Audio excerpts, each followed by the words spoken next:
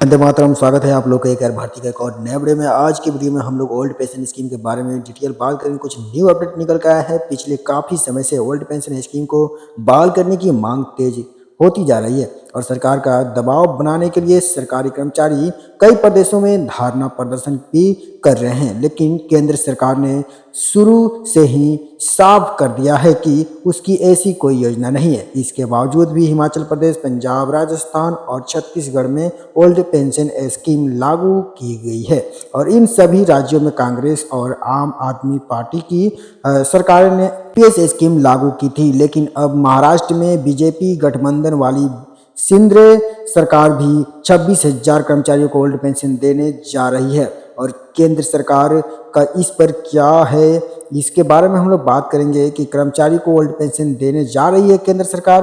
केंद्र सरकार जिस ओल्ड पेंशन का विरोध करती आ रही है वहीं स्कीम बीजेपी के गठबंधन वाली सरकार लागू कर रही है। महाराष्ट्र ऐसा पहला राज्य है जहां बीजेपी गठबंधन वाली सरकार कुछ सरकारी कर्मचारी को ओपीएस देने जा रही है और अब सवाल उठ रहा है कि आखिरकार सरकार की ऐसी क्या मजबूरी रही जो महाराष्ट्र सरकार इन सरकारी कर्मचारियों को ओल्ड पेंशन देने जा रही है।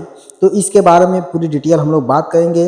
वीडियो को शेयर करते रहिए आप लोग दोस्तों के पास। दरअसल सरकारी कर्मचारी को ओल्ड पेंशन स्कीम को लागू करने की मांग लगातार बनी हुई है। इस पर कर्मचारियों का विरोध लगातार चल रहा है और मराठा जो कि आरक्षण पर धीरी शिंदे सरकार अब कोई और रिस्क लेना नहीं चाहती। सरकार अब इसे लेकर दबाव भी महसूस करने लगी है।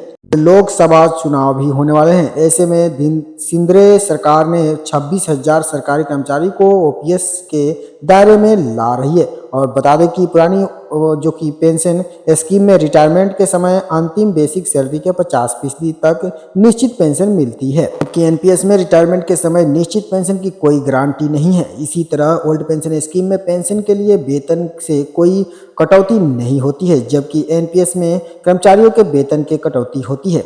तो जी हाँ दोस्तों, आगे देखते हैं हम लोग। महाराष्ट्र के शिंदे सरकार ने 1 नवंबर 2005 के दिन या उसके पहले सरकारी नौकरी ज्वाइन करने वाले कर्मचारी और को पुरानी पेंशन योजना का विकल्प दिया है। पिछले महीने मुख्यमंत्री एकनाथ शिंदे और उप मुख्यमंत्री अजित पवार ने कर्मचारी को बजट से पहले पुरानी पेंशन योजना का लाभ देने का भरोसा दिलाया है और सरकार के इस फैसले से राज्य सरकार के 26,000 कर्मचारी को फायदा होगा।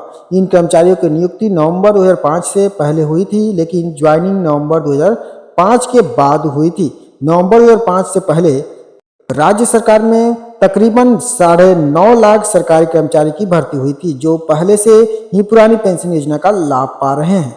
तो केंद्र सरकार का रुख साफ है। केंद्र सरकार की बात करें तो उसने पहले ही साफ कर दिया है कि उसकी ओल्ड पेंशन स्कीम लागू करने की कोई योजना नहीं है। लोकसभा में पूछे गए एक सवाल के जवाब में सरकार ने कहा था कि 1 जनवरी 2004 या उसके बाद नियुक्त किए गए केंद्रीय कर्मचारियों के लिए ओल्ड पेंशन स्कीम को फिर से बहाल करने का भारत सरकार के सामने कोई प्रस्ताव नहीं है। पुरानी पेंशन योजना को दिसंबर 2003 में अटल बिहारी वाजपेयी सरकार ने खत्म कर दिया था। इसके बाद नेशनल पेंशन स्कीम लागू की गई थी जो 1 अप्रैल 2004 से लागू है। लोकसभा में कह दी थी ये बात।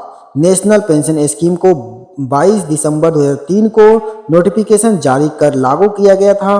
सरकार ने केंद्रीय कर्मचारियों के लिए एनपीएस को बेहतर बनाने के लिए सरकार ने कई कदम उठाए हैं और वित्त राज्य मंत्री पंकज चौधरी ने लोकसभा में एक लिखित जवाब में कहा था कि 1 जनवरी 2004 को या उसके बाद नियुक्ति किए गए कर्मचारियों के लिए पेंशन स्कीम को फिर से बहाल करने का भारत सरकार के सामने कोई प्रस्ताव नहीं है। उन्होंने कहा है कि सरकार को समय समय पर ओल्ड पेंशन स्कीम को बहाल करने की मांग को लेकर अनुरोध मिलता रहा है।